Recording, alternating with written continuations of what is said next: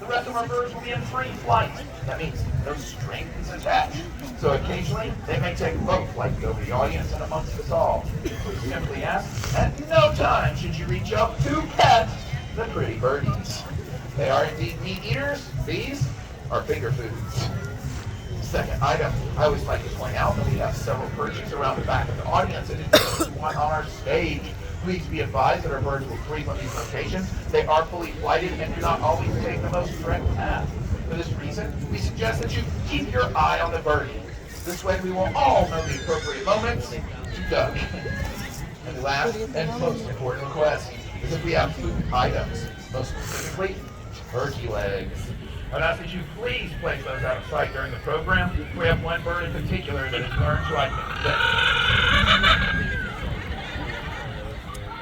timing sprocket.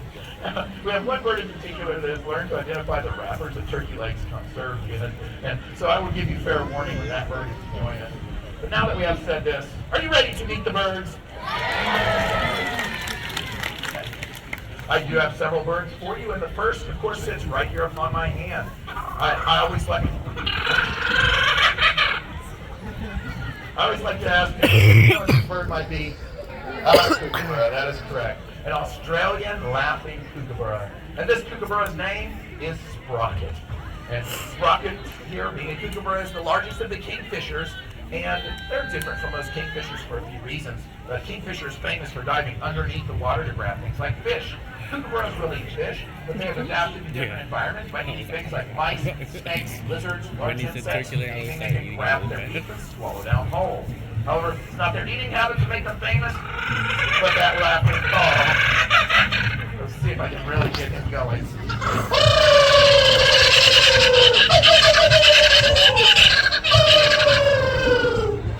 Really? He ran out of batteries. But you can get them a hand nonetheless. He never seems to laugh when I want him to. However, don't be surprised if you hear him laughing during the program off and on. And kookaburras use that noise to gather their flock, set up territories, even warn each other of danger. However, most of the time a kookaburra laughs, I believe, just because they're happy. And, you know, I can make this more exciting, so what do you say? Should we fly some birds? I believe so. Tell you what, then, I'm going to hop Sprocket right back in here, and I do have several birds. Now, are you going to laugh?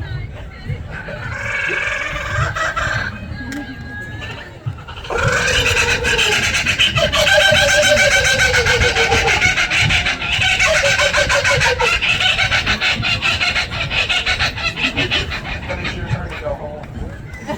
One more time, everyone, Sprocket.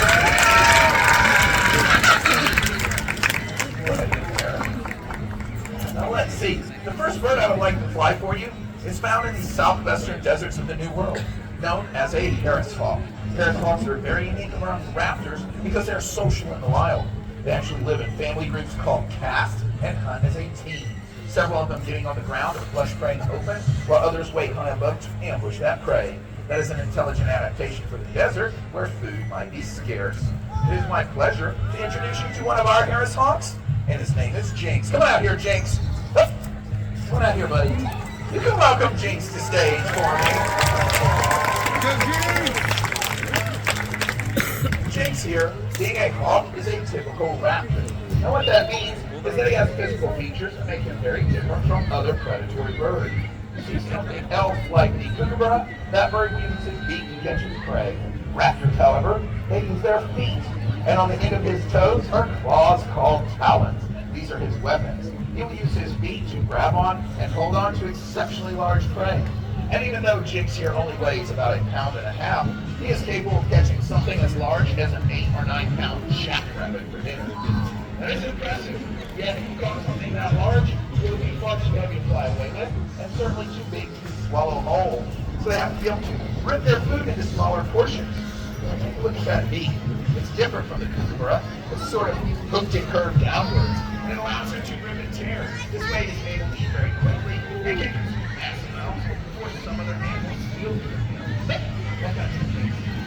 His most impressive trait, though, is probably his eyesight. For Jinx can see at least 4 to 8 times better than humans can. In fact, we believe that they can see the movement of something like a squirrel or a rabbit from perhaps a mile away. They can even tell what color it was, for raptors do see in color. In fact, we believe they see in a wider range than humans do, including infrared and ultraviolet light as well. And all of these, it's an interactive program. That's right. All of these traits allow them to do one thing incredibly well. That is hunt. In the wild, a hawk like this may hunt for prey as large as jackrabbits, animals as small as mice and lizards. And it's not just a thought. As the bird flies overhead, you might not want to look up and say, wow. He's trained, not a mouse broken. I'm kidding, that's what it is. No. Back up here, James. But again, they'll catch animals the size of jackrabbits, but creatures as small as mice and lizards. I did mention, however, that they are found in the desert, so it is not uncommon for them to catch things such as rattlesnakes. That is impressive prey. We may only make a mistake once. But because they are so good at hunting, falcons for more than 5,000 years have employed the services of raptors, such as hawks, falcons, and even eagles to do that job. And the most incredible part is that very little has changed in the art or sport in a 5,000-year time period. We still use the same training techniques of positive reinforcement, meaning we get the bird a good reward when it doesn't achieve what we desire. But also, we use the same equipment. Notice some of our birds have leather straps on their ankles, known as jesses, or even the leather glove I wear to help protect me from his powerful feet and sharp talons. So, after all, what do you say for Jinx? Has he done well? Doing down there. It's not noble on the ground like a chicken. Get up here. It is time for Jinx to go home, and I wish to try to show off just a bit more as he exits. I'm hoping he will fly from his back perch all the way into his relief door. So, Jinx, to the back. Right, there we go. Let him eat that reward and see if this works. All right, Jinx, go home, Jinx. Nicely done.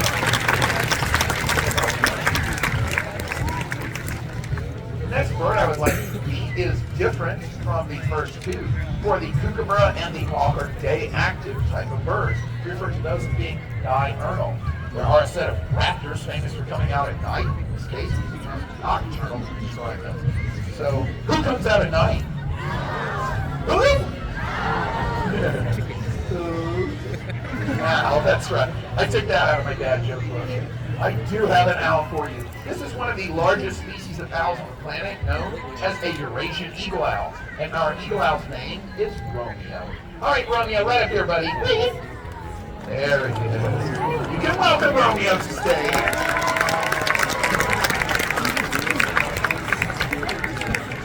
And Romeo, being an owl, he has traits that make him very different from the day-active predators. These are adaptations. That way. There you go. These are adaptations that let him hunt so well at night. You may have already noticed that he has gigantic orange eyes, located on the other end of the bird. See, his eyes are about the same size as yours and mine, yet he can dilate them much more than humans can dilate ours. In fact, we believe he can see as much as maybe 100 times better than humans at night. We've seen owls like this hunting for prey the size of a mouse from about 100 yards away, football field away, using only starlight to see by.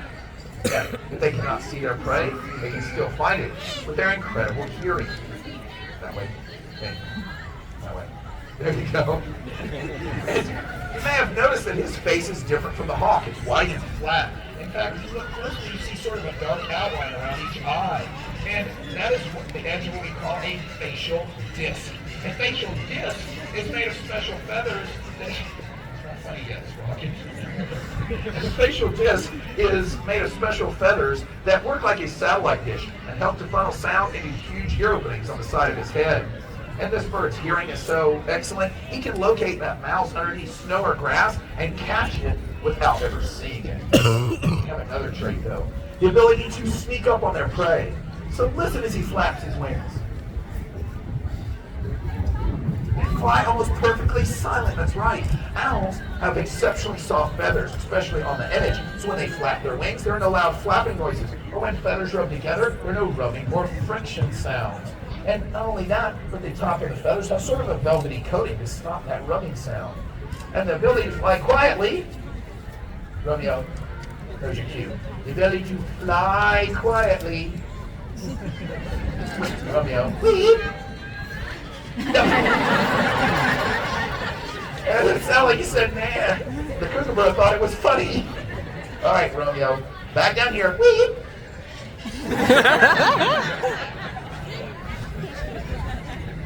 All right, would you do it for 2 pieces? 1, 2. The owl has learned how to count.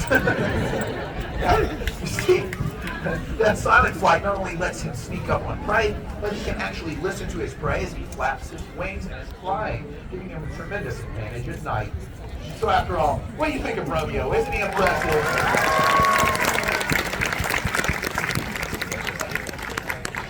It is time for Romeo to fly home, and I think I can get him to show off as well. Let's see if he'll fly from the back perch to your perch. There we go. All the way back into that release door, and I think we can get him to do it. All right, eat your reward. Ready, Romeo? Let's look this direction, buddy. Romeo. Are you standing on your foot again? Okay, here we go. Romeo? Any moment now. All right, here we go. Romeo, go home! Romeo. All right. Look this direction, Romeo. Whee! Romeo. All right. Romeo, everywhere but at me. Whee! Look, treats right here. I'm over here. All right. Look, 2 Mises pieces. 1, 2. 3. Who are you as ancient? Romeo, 1, 2. 1, 2. Wait, hang on. He's your Asian eagle. Ein, zwei. French. Un, deux. And Ichin. No, that's Japanese. Do it in Texan. What does that even mean? Hey, Romeo, look. There's one. There's another one. Romeo!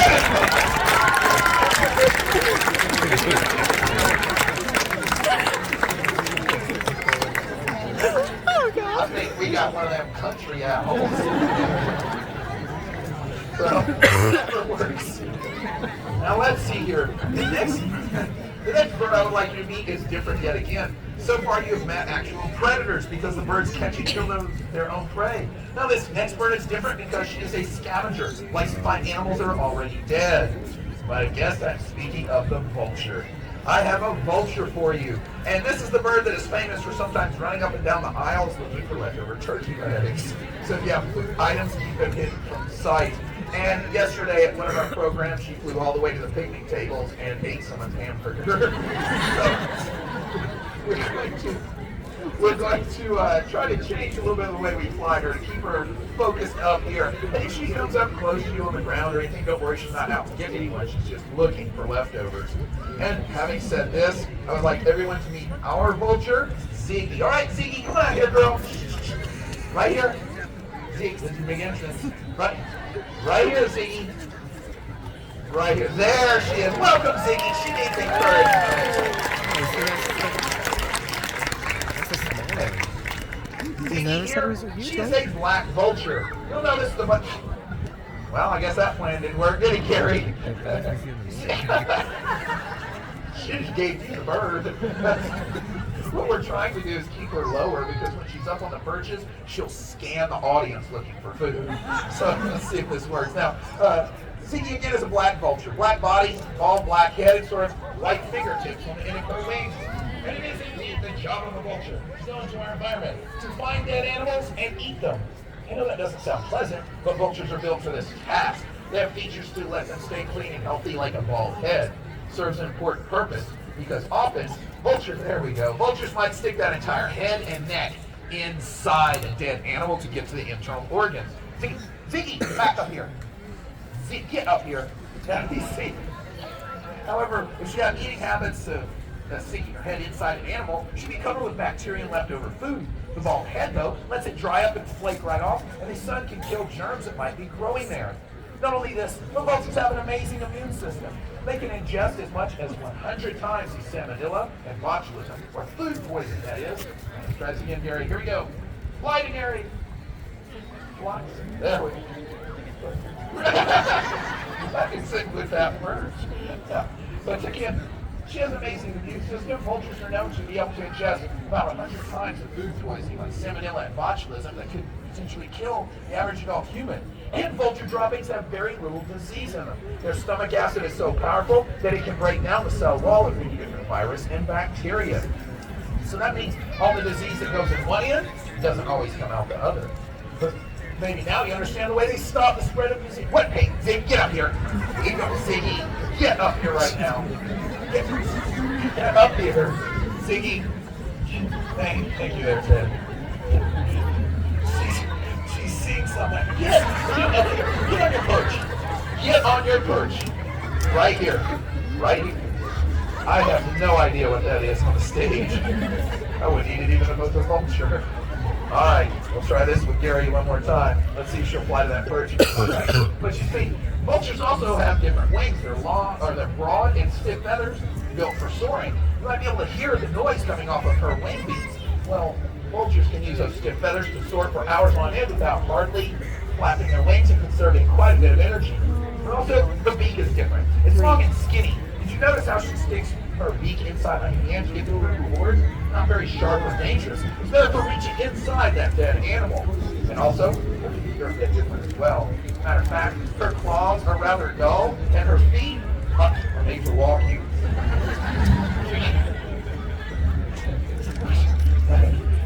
Thank you. I got planted that way. Right up here, Ziggy, back up here. But again, she can't grip to pick up much of anything at all. And we assume vultures don't need strength in their feet because their food doesn't run away from them very often. And people, that's right. People tend to look at the vulture though, and they think with the walking feet and the weak beak that they cannot protect themselves. That's not really true. For if you corner a vulture, it cannot run away or fly away, will not attack you, will not even try to bite you.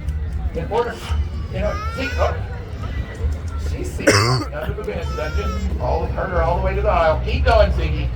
Being thorough today. Just look alive, everyone. Look alive. You'll be fine. I promise. See, we're following Tristan out. All right, Tristan, aim her back up here. Back up here, Ziggy. But again, vultures, if they're cornered, they probably won't attack you or won't even try to bite you. In order to frighten you away, they will vomit on you. Can you imagine what vultures eat coming back the second time around? Don't worry, in her case, it consists of turkey leg, hamburgers, and kettle corn. So, not that bad. But after all, what do you say for Ziggy? Isn't she grand?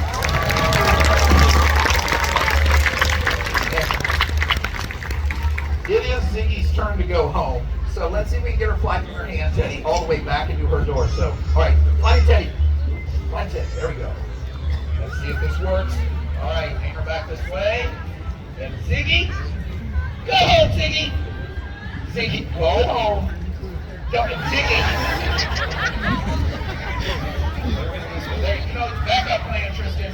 You know what to do. Your head's in the way. Okay. All right, Ziggy, go home. We're flying. We're flying. We're flying.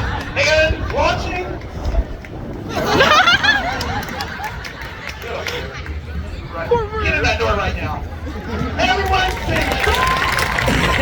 We're flying.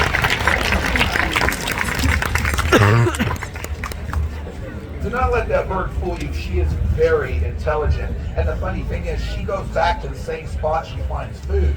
And opening weekend, she found some food right in that same spot she kept going to. So she's going back to check. Very clever bird. Well, let's see. I'm another bird I can fly. What do you say? Should we try to fly another bird? Well, then let me ask this. Do any of you know what the fastest animal on the planet is? Cheetah. This is a bird show. A peregrine falcon, thank you. Cheetah's the fastest land animal. That's an excellent answer. And cheetahs can reach about 70 miles an hour over sprints. However, peregrine falcons have been clocked in dives in excess of 244 miles an hour, making the fastest animal on the planet. You're in luck. I do have a falcon to fly for you. And this is not a peregrine, but it is a special little bird known as an oplomado falcon. And our oplomado falcon's name is Vegas. Will you welcome Vegas for me?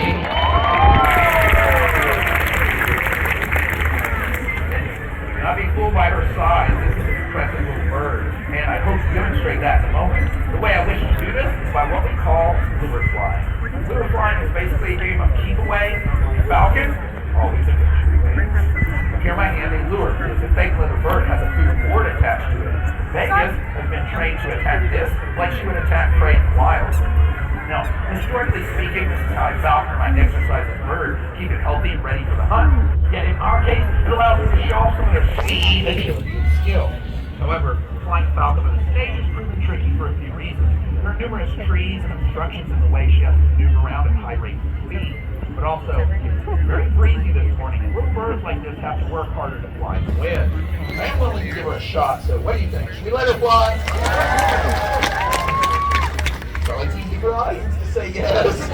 She gets blown away. You're not the one playing hide and go falcon. My least favorite game. We'll give this a try. Now I've learned if I put her on that perch there, fly her across the stage in this direction, there's more open air, so she can sort of gain altitude speed. All right, girl, ready to show off? There we go. Vegas. Try it again. All right, now for starters, I want you to notice that her wings are a lot different from the other birds. And they're long, narrow pointing. There we go. And swept back. The swept back pointing wings have less drag or less air friction. And if you watch her behavior, what she's trying to do now is figure out the direction the wind's coming from. She'll turn abruptly in the wind like that to gain altitude, and then she'll roll. And then she'll bring the wind to her tail to be able to gain more speed as she makes a pass. And she'll use that wind to her advantage. Back. And there we go. Not only does she have long, narrow pointing wings, but that very long tail. The long tail means that she has more surface area, so she exercises turns at very high rates of speed. And each time, you'll notice she's gaining more altitude and more speed in the dive. And so that means I have to spin the lure quicker and twirl it out of her way faster each pass. And I just realized I'm wearing a kilt. And it's the hunting style of a falcon. You get maybe 1,000 feet in the air. We wait for their prey to fly underneath, and when they spot, I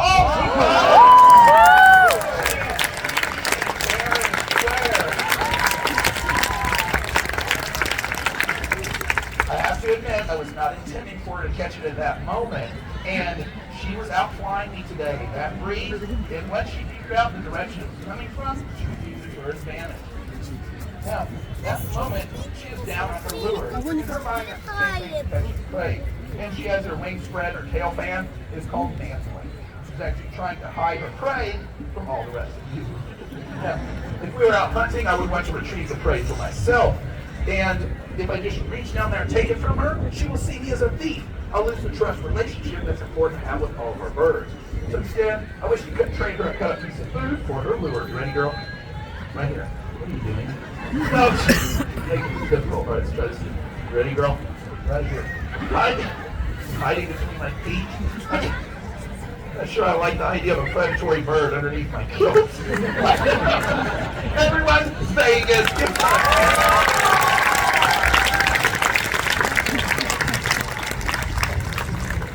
I may need to rethink the costuming ideas. And, let me take a peek back here and see. All right, let me step in. Oh, I am getting a thumbs up for my helping hand. That means we have a bonus bird. Would you like a bonus bird? Excellent. We do have one more bird to share. And I would like everyone to meet Oberon, the African white-necked raven. Will you welcome Obi to stage? No. Now, Oberon being a raven is a member of a family of corvids. Corvids are things like ravens, crows, jackdaws, even magpies. All these birds that are famous for having such incredible intelligence and problem-solving abilities. And Odie's ready to go. Wrong direction on your box right here. Oh, we saw something we wanted. Just like you've taken notes from the vulture, haven't you? And this bird, in case you notice, he is on a leash because he gets very much cheese. You thought the vulture was bad, you hang out with a raven. But again, ravens are incredibly intelligent. And also, to answer a question we always get asked, yes, he can speak. He has several phrases he uses, such as, "You're a good boy," "Go your perch," "He wants water." Well, the most incredible part is he will use those to ask for things he wants. If he sees us with food, he'll say, "You're a good boy," because that was his reward. We would give him a reward. And also, if he wants to go outside to his outside enclosure, he'll say, "Go to your perch," meaning he wants to go outside. Or even, "Want some water?" asking for water. So not only is he speaking, but he is effectively using the English language to communicate. Just showing you just a small bit of how intelligent they can be. And also they're very social birds and love to interact with people. So we have to come up with a job to keep him busy that he enjoyed doing and let him interact with the audience. So we thought, what could be better than teaching Opie here to take donations? Give him a hand! I think that's real. Good job, Opie. So here in a few moments after the program, if you'd like to give Opie a donation, you're welcome to. And first, I would like to say, ladies and gentlemen, we are Wildlife Revealed. We are a 501c3 nonprofit organization dedicated to the education and the preservation of our planet's wildlife. If you enjoy our message, enjoy our birds, like to help us help the environment. We have donation boxes on the perches, donation baskets for myself and all the apprentices, and even Opie will be up here as well. And all the money we raise goes to help support our education.